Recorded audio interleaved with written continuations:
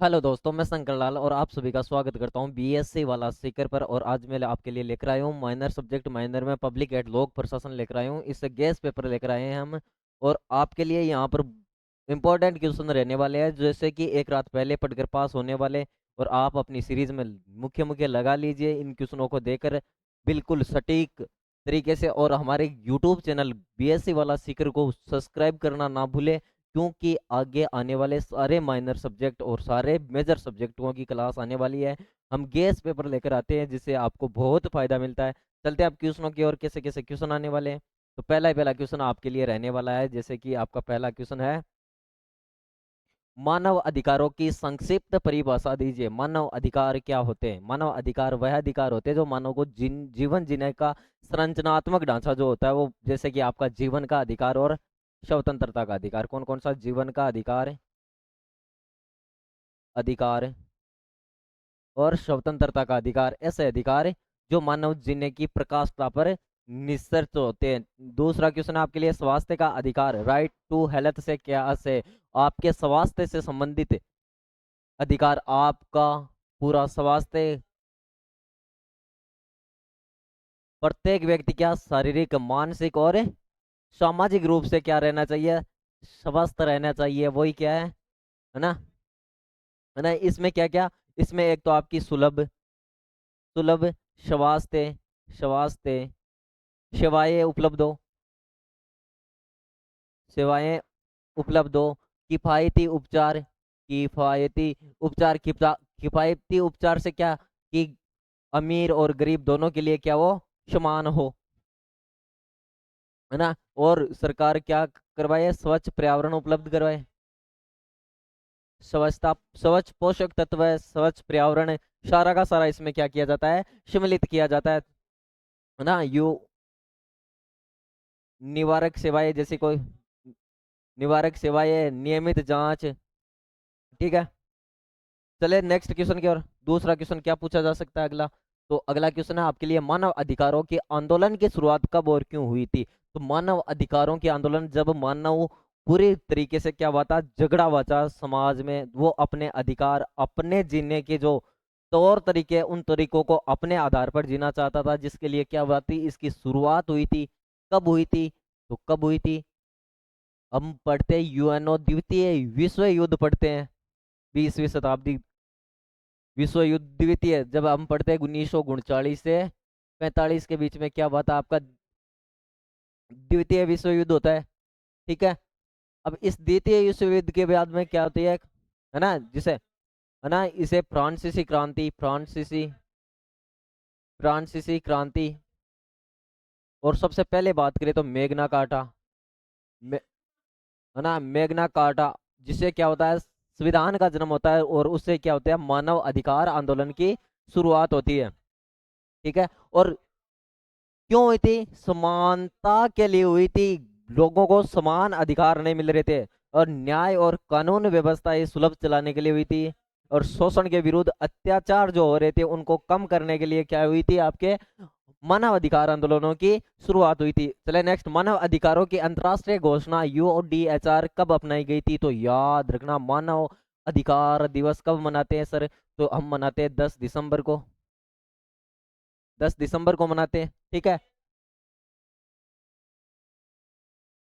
Universal declaration human rights, इसकी शुरुआत है ना 10 दिसंबर 1948, 10 दिसंबर 1948 महासभा के द्वारा अपनाया गया था। ठीक है, क्लियर है? इतनी ही है, क्लियर? टोटल अनुच्छेद कितने थे पूछ लिया जाए तो 30 आर्टिकल थे। कितने थे? 30 आर्टिकल थे। यूडीएचआर के कोई दो प्रमुख अधिकार लिखे तो एक तो जीवन का अधिकार, जीवन, जीवन स्वतंत्रता, स्वतंत्रता, और प्लस सुरक्षा का अधिकार, सुरक्षा, है ना? ये तीन, दो ही लिखने हैं आपको, तीन मैंने बता दिया। ठीक है, क्लियर है? नेक्स्ट है कि अधिकार आधारित दृष्टिकोण, राइट्स बेस्ड अप्रोच क्या है? अधिकारों, अधिकार ये लिख लेना भाई, ठीक है ना? अधिकार आधारित दृष्टिकोण क्या है? तो अधिकार आधारित दृष्टिकोण वही है जो क्या करता, वो आपको जीवन जीने के तौर तरीके और आपके जीवन को क्या बनाने के लिए, सुलभ बनाने के लिए जो कार्य किए जाते हैं। ठीक है, चले नेक्स्ट। नेक्स्ट है सूचना का अधिकार अधिनियम का क्या उद्देश्य है? प्रत्येक व्यक्ति को अपनी जो वस्तुएं खरीदता है या जो कानूनी व्यवस्थाएं हैं, राइट टू इंफॉर्मेशन है ना, आरटीआई 2005, सभी को क्या करता हो? पारदर्शिता। और लागू कब हुआ था? 12 अक्टूबर, 12 अक्टूबर 2005 को यह आपका क्या होता है? लागू होता है। ठीक है। कौन कौन सूचना मांग सकता है इसमें? ये है ना, सूचना कौन कौन मांग सकता है? तो भारत का कोई भी नागरिक क्या कर सकता है? अपनी वस्तु या अपनी किसी भी प्रकार की जानकारी किसी भी व्यक्ति से मांग सकता है। और सूचना किससे मांग सकते हैं? केंद्र और राज्य सरकार से हम क्या कर सकते हैं? और नगर निगम पंचायत से।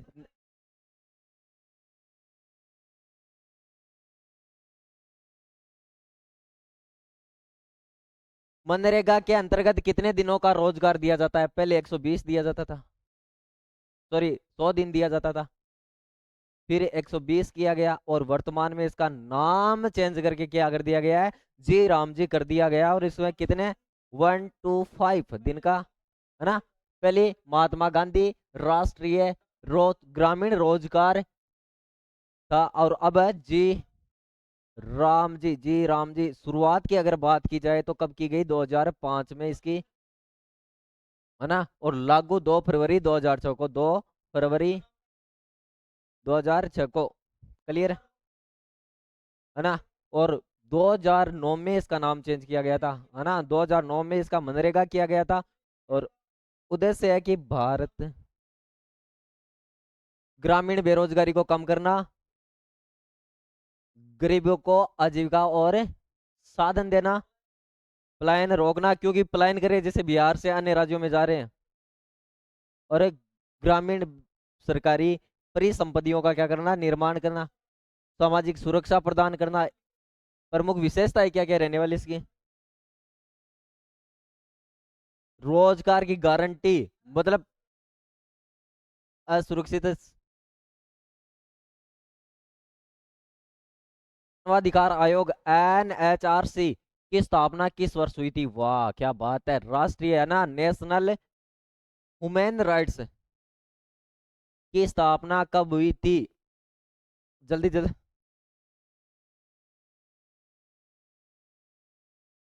अरे ह्यूमन राइट्स की देख लेना ना भाई आप सभी, और ऐसे ही क्वेश्चन रहने वाला है।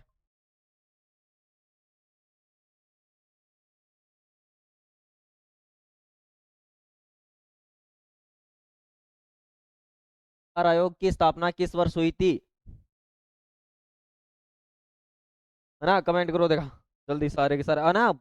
हमारा यूट्यूब चैनल है BSc वाला सीकर, सब्सक्राइब करना ना भूले, है ना। कब, है ना, 12 अक्टूबर 1993 में क्या होती है? 93 में उद्देश्य क्या था?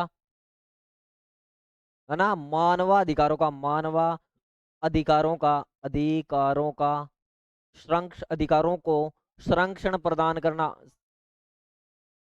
और मानवाधिकार उन्मूलन की क्या करना? जांच करना, इसका पीड़ितों को न्याय दिलाना। ये सारे के सारे क्या थे? इसके मुख्य विशेषताएं रहने वाली है। अगला क्वेश्चन है, वन अधिकार अधिनियम 2006 किस समुदाय से संबंधित है? मोस्ट लगा लेना भाई, क्या ना, मोस्ट कर लेना, पक्का पूछा जाएगा कल वाली एग्जाम में। क्या पूछा जाएगा? वन अधिकार अधिनियम 2006 किस समुदाय से संबंधित है? क्लियर है। और आप हमें हमारे जो नितेश चौधरी 5600, ये किस समुदाय से? तो आदिवासियों से है, आदिवासियों से संबंधित है। और उनके पर लागू कब हुआ? 29 दिसंबर 2006। और 2006 उद्देश्य की अगर बात करें तो क्या, है ना, आदिवासियों के पारंपरिक जनजाति अनुसूचित जाति इनके पारंपरिक अधिकारों के अधिकार दिलाना। ठीक है। अब अगले क्वेश्चन क्या क्या पूछे जाएंगे? अब शॉर्ट आंसर टाइप है भाई। जो आपके 4 नंबर वाले क्वेश्चन आते हैं वो आप देख लेना, सीरीज में मिलान कर लेना, और आप मोस्ट लगा लेना। मानव अधिकार आंदोलन के विकास एवोल्यूशन की संक्षिप्त विवेचना कीजिए। मानव अधिकार आंदोलन है जो उसके विकास के चरणों के बारे में बात की गई है। नेक्स्ट है कि स्वास्थ्य के अधिकारों को एक मानव अधिकार के रूप में समझाइए। स्वास्थ्य के जो अधिकार है उसको मानव अधिकार के रूप में समझाना है। फिर है कि मानव अधिकारों पर अंतर्राष्ट्रीय दृष्टिकोण स्पष्ट कीजिए, महत्व या वर्णन कीजिए ना, ये दोनों। ठीक है, नेक्स्ट क्वेश्चन की बात करते हैं। नेक्स्ट है कि सूचना का अधिकार अधिनियम 2005 की मुख्य विशेषताएं लिख कीजिए, मैंने बता दी है पहली। ठीक है, 15वां है कि मनरेगा 2005 के सामाजिक एवं आर्थिक महत्व है, क्या है वो समझाइए। नेक्स्ट है बच्चों के निःशुल्क एवं अनिवार्य शिक्षा का अधिनियम के उद्देश्य लिखिए। फिर है कि आपका 17 है कि राष्ट्रीय महिला आयोग की भूमिका पर संक्षिप्त टिप्पणी लिखिए। नेक्स्ट क्वेश्चन देख लेते हैं। नेक्स्ट आपके सेक्शन सी में लॉन्ग आंसर जो 20 नंबर का क्वेश्चन पूछा जाता है वो क्या क्या पूछे जाने वाले हैं। तो पहला क्वेश्चन देख लो आप, मानव अधिकार एवं स्वास्थ्य के अधिकार की अवधारणा अवधारणा की व्याख्या करते हुए मानव एवं स्वास्थ्य अधिकार आंदोलन की विकास पर चर्चा कीजिए।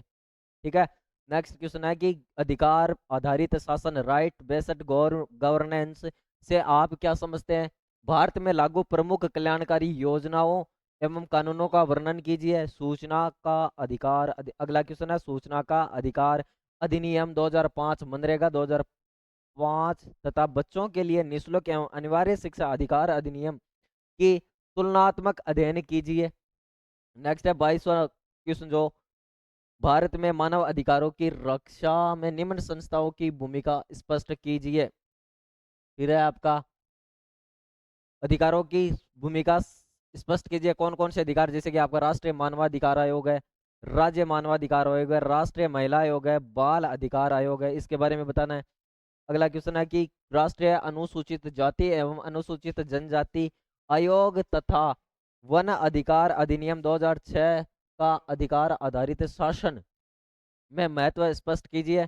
साथ ही न्यायपालिका की भूमिका पर प्रकाश डालिए। और थैंक्स, आप सारे के सारे अपनी सीरीज में ये क्वेश्चन लगा लीजिए, यही क्वेश्चन गैस पेपर में पूछे जाने वाले हैं, इनसे बाहर कुछ नहीं पूछे जाने वाले। धन्यवाद सभी का, शुक्रिया अंत तक देखने के लिए।